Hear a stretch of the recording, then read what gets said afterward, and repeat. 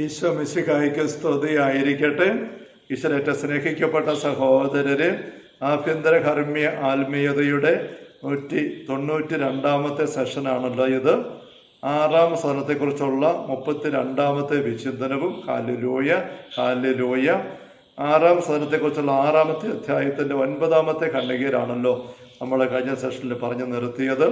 കണ്ണീർ അഭിഷേകത്തിൻ്റെ ഒരു അനുഭവത്തെ വിവേചിക്കണം.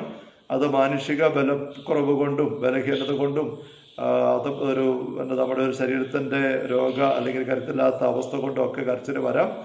പിശാചിൻ്റെ കെണിയായിട്ടിത് വരാം. അതല്ലാതെ രണ്ടും വ്യത്യസ്തമായിട്ട് യഥാർത്ഥമായ ഹൃദയത്തിൻ്റെ ആഴങ്ങളിൽ നിന്നും തമ്പുരാന് വേണ്ടിയുള്ള സ്നേഹത്തിൻ്റെ ആഗ്രഹത്തിന് അടയാളമായിട്ട് കണ്ണീർ അഭിഷേകം വരാം. സൂക്ഷിക്കണം എന്ന് അമ്മത്രസ്യ പറയുകയാണ്. ഇവിടെ നമ്മൾ ശ്രദ്ധിക്കേണ്ടതായ കാര്യം, ദൈവം അത് തരുവാണെങ്കിൽ തരുമ്പോൾ അത് അനുഭവിച്ചുകൊള്ളു. അതിൽ ശ്രദ്ധിക്കാനേ പോകണ്ട, അതിൻ്റെ കോൺസെൻട്രേറ്റഡ് പോകരുത്. അതല്ല നമ്മൾ ചെയ്യേണ്ട കാര്യം. നമ്മൾ പറയുകയാണ്, അതിൻ്റെ പേര് നാം അത്ര ആവേശം കൊള്ളേണ്ടതില്ല. വളരെ അധ്വാനിച്ച് കിണർ കുഴിച്ച് കോരിയെടുക്കുന്ന ജലം ഇതല്ല. പലപ്പോഴും വളരെ കുഴിച്ചാലും ക്ഷീണിക്കാമെന്നല്ലാതെ ഒരു നീർച്ചാല് പോലും കണ്ടെത്തുകയില്ല. ജലസമൃദ്ധമായ നീരുറവയുടെ കാര്യം പിന്നെ എന്ത് പറയാനാണ്? അതുകൊണ്ട് നമ്മൾ കണ്ണീരിൻ്റെ അഭിഷേകത്തിന് കിട്ടാൻ, കരച്ചിൽ വരാൻ വേണ്ടി നമ്മൾ പരിശ്രമിക്കുക. അതിൻ്റെ പുറകെ മാന്തി കിണർ കുഴിച്ച് വെള്ളം കിട്ടാൻ നോക്കുന്ന പോലെ നോട്ടം ഒന്നും പോകണ്ട. തമ്പുരാൻ തരുമ്പോൾ തന്നോട്ടെ, അപ്പോൾ സമർത്ഥമായിട്ട് വന്നോളൂ, അത് ഉപകാരപ്പെടും. നല്ല വിട്ടകം പറയണം. തന്നിമത്തെ സഹോദരിമാരെ, നാം അവലംബിക്കേണ്ട ഉത്തമ മാർഗം കർത്താവിൻ്റെ സന്നിധാനത്തിൽ നിന്നുകൊണ്ട് അവിടുത്തെ കാരുണ്യവും മാഹാത്മ്യവും നമ്മുടെ ഹീനതയെ നിരീക്ഷിക്കുകയാണെന്നത്ര എൻ്റെ അഭിപ്രായം. കർത്താവിൻ്റെ മുമ്പിൽ എളിമയോടെ നിൽക്കുക, അവിടുത്തെ മഹത്വം തിരിച്ചറിയുക, നമ്മുടെ ഇല്ലായ്മ ഹീനതയും നമ്മൾ തിരിച്ചറിയുക. അങ്ങനെ നിന്നാൽ മതി, അല്ല വേറെ ഒന്നും ശ്രദ്ധ പോകണ്ട. അവിടുത്തെ ഹിതം പോലെ വെള്ളമോ വരൾച്ചയോ തന്നുകൊള്ളട്ടെ. കണ്ണീര് വരുന്നേ വന്നോട്ടെ, വരുന്നില്ല വരണ്ട. അവിടെ ഒന്നും ഒരു ശ്രദ്ധ അങ്ങോട്ട് പോകരുത്. അതിൻ്റെ പുറകെ തപ്പാനും പോകണ്ട, എടുക്കാനും പോകണ്ട, ഉണ്ടാക്കാനും പോകണ്ട, ഉണ്ടായത് ആഘോഷിക്കാനും ആവേശങ്ങളൊന്നും പോകണ്ട. ഏതാണ് നമുക്ക് ഗുണകരമെന്ന് അവിടത്തേക്ക് നല്ലവണ്ണം അറിയാം. നമുക്ക് അക്ഷീണം മുൻപോട്ട് ഗതി തുടരാം. നമ്മെ കബളിപ്പിക്കുവാൻ അത്ര അവസരമൊന്നും പിശാചിന് ലഭിക്കുകയുമില്ല. അപ്പം ഇതാണ് നമുക്ക് എടുക്കേണ്ട മാർഗം. 10ാമത്തെ ഖണ്ഡിക, ഒരേ സമയം ക്ലേശകരവും ഹൃദയവുമായ ഏതാദൃശ അനുഭവങ്ങൾക്കിടയിൽ ചിലപ്പോൾ കർത്താവ് വേറൊരു തരം പ്രഹർഷം, ജൂബിലേഷൻ അഥവാ അജ്ഞേയമായ പ്രാർത്ഥന, സ്ട്രേഞ്ച് കൈൻഡ് ഓഫ് പ്രയർ ആത്മാവിൽ നൽകാറുണ്ട്. അപ്പോൾ ഈ 6 സഹനത്തിലെ രഹസ്യങ്ങൾ ഒരുപാടുണ്ട്, അനുഭവങ്ങളുടെ സാധ്യതകൾ. ഇതെല്ലാം ഒരാൾക്കുണ്ടാകണം നിർബന്ധമില്ല. ഏതെങ്കിലും ഉണ്ടായില്ലേ കുഴപ്പമാകുന്ന, ഉണ്ടായതുകൊണ്ടല്ല ആയെന്നോ വരാനും പാടില്ലെന്ന് അമ്മത്തെ പറയുന്നത്. ഇനി പറയാൻ പോകുന്നത് ജൂബിലേഷൻ അഥവാ അജ്ഞേയമായ പ്രാർത്ഥന, സ്ട്രേഞ്ച് കൈൻഡ് ഓഫ് പ്രയർ. നമുക്ക് തിരിച്ചറിയാൻ മനസ്സിലാക്കാൻ പറ്റാത്തൊരു പ്രത്യേക പ്രാർത്ഥന അനുഭവം, ഒരു ജൂബിലേഷൻ, ഒരു പ്രഹർഷം, ഹർഷോന്മാദം പോലെ വരുന്നൊരു അനുഭവം പറയുകയാണ്. അതിൻ്റെ പ്രകൃതം എന്തെന്ന് അവൾക്ക് തന്നെ യാതൊരു രൂപവുമില്ല. അങ്ങനെ ഒരു അനുഗ്രഹം അവിടുന്ന് നിങ്ങൾക്ക് നൽകുന്ന പക്ഷം നിങ്ങൾ അങ്ങേ അനവരതം സ്തുതിക്കുകയും അത്തരം അനുഭവങ്ങൾ സംഭവിയും അന്യോന്യം വിശ്വസിക്കുകയും ചെയ്യാൻ വേണ്ടി അക്കാര്യം ഞാനിവിടെ എടുത്തു പറയുകയാണ്. അപ്പം ഇവിടെ പറയാൻ പോകുന്നത് വല്ലാത്തതെന്നല്ല, അത് ശക്തമായ ഒരു മനസ്സിലാക്കാൻ പറ്റാത്ത ആനന്ദ ആവേശം ഹൃദയത്തിൻ്റെ ആഴത്തിൽ നിന്നും ഒരു വ്യക്തിയിൽ നിറഞ്ഞിട്ട് തമ്പുരാനെ ഇങ്ങനെ നിരന്തരം സ്തുതിക്കുവാനും ബാക്കി എല്ലാവരും കൂട്ടത്തിൽ സ്തുതിക്കാനുള്ള പ്രേരണ അവർക്ക് കൊടുക്കാനും അവരെ കൂട്ടിച്ചേർക്കാനുമുള്ള ഒരു കത്തല്, ഒരു സ്തുതിപ്പിൻ്റെ അഭിഷേകം, ഹർഷ ആനന്ദ ആവേശം, അങ്ങനത്തെ ഒരു ആവേശത്തോടെയുള്ള സ്തുതിപ്പിൻ്റെ ഒരു അഭിഷേകം, പ്രാർത്ഥന അഭിഷേകം കത്തിജ്വലിച്ച് തെളിഞ്ഞു വരുന്നതാണ് മദർസയുടെ പറഞ്ഞു വരുന്നത്. നമുക്ക് ശ്രദ്ധിക്കാം. അന്തശക്തികളുടെ ഗാഢമായ ഒരു ഐക്യമാണിതെന്ന് തോന്നുന്നു. എന്നാൽ ഈ ആനന്ദം സ്വച്ഛന്തം അനുഭവിക്കാൻ കർത്താവ് അവയെ അനുവദിച്ചിരിക്കുകയാണ്. അന്തശക്തികൾ, ബുദ്ധി, മനസ്സ്, ഭാവന, ഇങ്ങനെയുള്ള അന്തശക്തികളെല്ലാം കൂടെ ഐക്യപ്പെട്ടിട്ട് ഒറ്റ കാര്യത്തിൽ, ഏത് കാര്യം? ദൈവസ്തുതിയിൽ അങ്ങ് മുഴുകുകയാണ്. അന്തശക്തികളുടെ ഗാഢമായ ഒരു ഐക്യമാണെന്ന് തോന്നുന്നു. എന്നാൽ ഈ ആനന്ദം സ്വച്ഛന്തം അനുഭവിക്കാൻ കർത്താവ് അവയെ അനുവദിച്ചിരിക്കുകയാണ്. ബാഹ്യേന്ദ്രിയങ്ങളെയും അങ്ങനെ തന്നെ, ബാഹ്യേന്ദ്രിയങ്ങളും കൂടെ കൊടുത്ത് കൂടാനായിട്ട് വരികയാണ്. അങ്ങനത്തെ ഒരു അനുഭവമാണിത്. എന്താണ് അനുഭൂതി എന്നും എങ്ങനെ സിദ്ധിക്കുന്നുവെന്നും മറ്റും അവയ്ക്ക് അറിവില്ല, ഇന്ദ്രിയങ്ങൾക്ക് അറിയത്തില്ല. പറയുന്നത് വെറും അസംബന്ധം എന്ന് തോന്നാമെങ്കിലും യാഥാർത്ഥ്യം അത് തന്നെയാണ്. ഞാനീ പറയുന്നത് നിങ്ങൾക്ക് അസംബന്ധം തോന്നിയേക്കാം, പക്ഷേ യഥാർത്ഥ അനുഭവം ഇത് തന്നെയാണ്. ആനന്ദോത്കർഷത്തിൻ്റെ ആധിക്യ നിമിത്തം ഏകാന്തതയിലിരുന്ന് അത് അനുഭവിക്കുന്നത് കൊണ്ട് അവൾക്ക് തൃപ്തി വരുന്നില്ല. അതാണ് പ്രത്യേകത. തനിച്ചിരുന്ന് ദൈവത്തെ ആനന്ദം നിറഞ്ഞിങ്ങനെ സ്തുതിച്ച് സ്നേഹിച്ച് ആരാധിക്കുന്നു. അങ്ങനെ ഇരിക്കപ്പെടുന്നു. പക്ഷെ അതുകൊണ്ട് മാത്രം തൃപ്തിയാകും. അവിടെ ഇരിക്കപ്പെടുന്ന ഇരുന്നാവുകയാണ്. അവൾക്ക് തൃപ്തി വരുന്നില്ല. സകലരെയും അത് അറിയിക്കണം. കർത്താവിനെ സ്തുതിക്കുവാൻ സകലരും അവളെ സഹായിക്കണം. അവരുടെ സകല പ്രവർത്തനങ്ങളുടെ ലക്ഷ്യം അതാണ്. മറ്റുള്ളവരെ കൂട്ടി ദൈവത്തെ സ്തുതിക്കുവാനുള്ള അദമ്യമായ ഒരു ആന്തരിക കത്തലാണ് അവിടെ വരുന്നത്. അവളുടെ സന്തോഷം സകലരും അറിയുന്നതിന് വേണ്ടി പാടുള്ള മഹോത്സവങ്ങളെല്ലാം അവൾ കൊണ്ടാടുകയും ആഹ്ലാദ പ്രകടനങ്ങളെല്ലാം പ്രഘോഷിക്കുകയും ചെയ്യും. അവൾക്ക് തന്നെ നിയന്ത്രിക്കാൻ മേലാത്ത പോലെ ദൈവസ്തുതി കൊണ്ട് നിറഞ്ഞാണ്. അവിടെ അല്പം ഷോയോ പ്രദർശനമോ ഒന്നുമല്ല വരുന്നത്. നവമായ ഒരു ആത്മാവിഷ്കരണം, സെൽഫ് ഡിസ്കവറി സാധിച്ചതുപോലെയാണ് അവളുടെ അനുഭവം. ധൂർത്തപുത്രന്റെ പിതാവിനെ പോലെ സകലരെയും ക്ഷണിച്ച് സൽക്കരിക്കാൻ അവൾക്ക് താല്പര്യമുണ്ട്. എല്ലാവരും വന്ന് സംബന്ധിക്കട്ടെ, ദൈവത്തെ സ്തുതിച്ച് ആനന്ദിക്കാൻ, ദൈവത്തിൻ്റെ നന്മയെ അതുകൊണ്ട് കുതിർന്നിരിക്കുകയാണ്.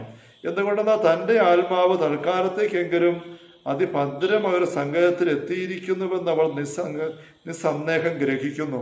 തൻ്റെ നല്ല ഉറപ്പുള്ള ദൈവസ്നേഹ ആനന്ദ കത്തലിൽ ആണെന്ന് നമുക്ക് തന്നെ ഉറപ്പാണ്. ആ ബോധ്യം ശരി തന്നെയെന്ന് എനിക്കും തോന്നുന്നു. അപ്പോൾ മദ്രസ പറയുകയാണ്, അവക്കങ്ങനെ അനുഭവപ്പെടുന്നത് അത് ശരിയായ ഒരു അനുഭവം തന്നെയാണ്. താൻ ആത്മാവിൻ്റെ ആഴത്തിൽ അനുഭവിക്കുന്ന പരമാനന്ദത്തിൻ്റെയും പ്രശാന്തതയുടെയും അതീവ സംതൃപ്തി നിമിത്തം ദൈവത്തെ സ്തുതിക്കുവാൻ സകലരെയും അവൾ ക്ഷണിക്കുകയാണ്. അത്ര വിശിഷ്ടമായ ഒരു മനോഭാവം പിശാചിൽ ശ്രദ്ധിക്കുന്നത് അസാധ്യം അത്രയും. ഇത് ചുമ്മാ ഒരു സങ്കല്പമോ തോന്നലോ പിശാചിന്റെ കെണിയോ ഒന്നുമല്ല. അതിനൊക്കെ അപ്പുറമുള്ള ഒരു കത്തലും ശക്തിയും അനുഭവവും നിയന്ത്രിക്കാൻ മേലാത്ത പോലെയുള്ള ആനന്ദത്തിന് കവിഞ്ഞൊഴുക്കും അതിനകത്തുണ്ട്. ഒരു പക്ഷേ പെട്ടെന്ന് എൻ്റെ മനസ്സിൽ വരുന്നത് വചനരംഗം. എലിസബത്തിന്റെ വീട്ടിൽ ചെന്ന് അമ്മ അഭിവാദനം പറഞ്ഞപ്പോൾ അവിടെ ദൈവസ്നേഹത്തിന്റെ വലിയ അനുഭവം ഉണ്ടായ ദിവസം കാണുകയാണ്, കണ്ടതാണല്ലോ. എലിസബത്ത് ദൈവത്തെ സ്തുതിച്ചു. അപ്പോഴേക്കും പശുത്തി അമ്മ അവിടെ ചെയ്യുന്നത് സ്വയം നിയന്ത്രിക്കാൻ മേലാതെ എന്ന പോലെ എൻ്റെ ആത്മാവ് കർത്താവിനെ മഹത്വപ്പെടുത്തുന്നു, എരിച്ചത്തെ രക്ഷകനായ ദൈവത്തിൽ ആനന്ദിക്കുന്നു, ദാസിയുടെ താഴ്മ അവിടുന്ന് കടാക്ഷിച്ചു എന്ന് പറഞ്ഞുകൊണ്ട് ദൈവത്തെ സ്തുതിക്കുകയാണ്.